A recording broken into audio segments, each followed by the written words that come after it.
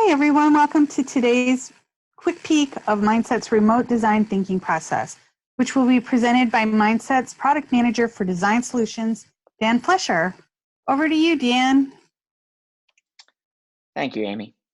So at Mindset, our mission is committed to making the technology experience significantly better at work for everyone.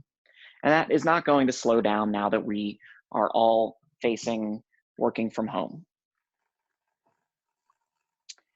Mindset's traditional development process is one that is design-led. So we begin all of our projects with a design thinking workshop.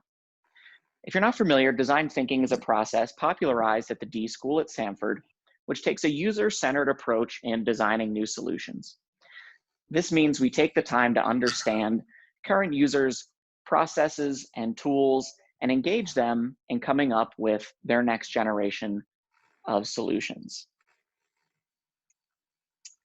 Whether it's remote or in person, we have a set of core participants that we like to include in all of our sessions. Because design thinking is user-focused, end users are a big part of this process. From the Mindset side, we bring a UX architect and design thinking facilitator, someone like myself, as well as a UX designer that will be present throughout to help facilitate the session, as well as put all the things together to create the new solutions. From the client side, we also like to include developers and any subject matter experts that can provide extra information throughout the session. For remote sessions, the goal is to limit participants to 12 with breakout activities in teams of 6. This helps make the facilitation a little more manageable and ensure that everyone's voice is heard throughout. In the remote sessions, there are a couple tools that we like to use to help keep things engaging. The first, in order to get everyone in the same virtual room, is the video conferencing tool, Zoom. This gives us audio and video for all of our participants, as well as the ability to share screens, chat, upload photos, and overall facilitate the session. To build some of our tools and facilitate the activities throughout, like personas and process mapping, we use a tool called Mural.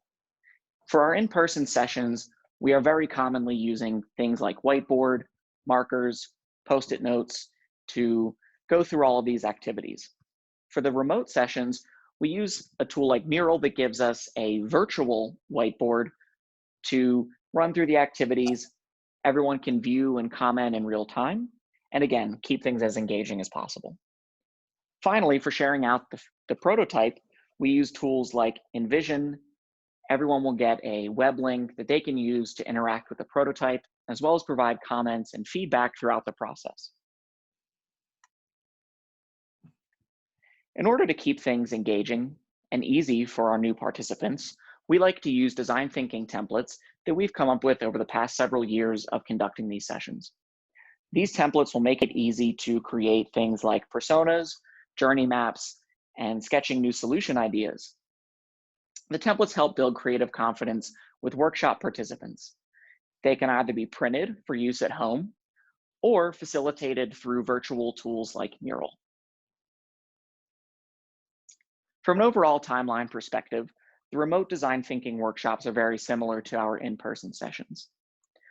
During the first week, we will set some meetings to go through the inspiration phase, consisting of user interviews, surveys, and demos of existing solutions.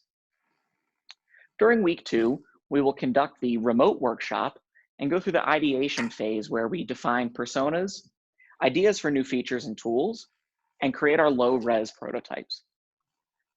During week 3, the implementation phase, the Mindset team will work to create the interactive prototype using Envision, as well as a user story backlog that'll be captured in Jira to help us estimate and understand the development effort required to build our new solutions.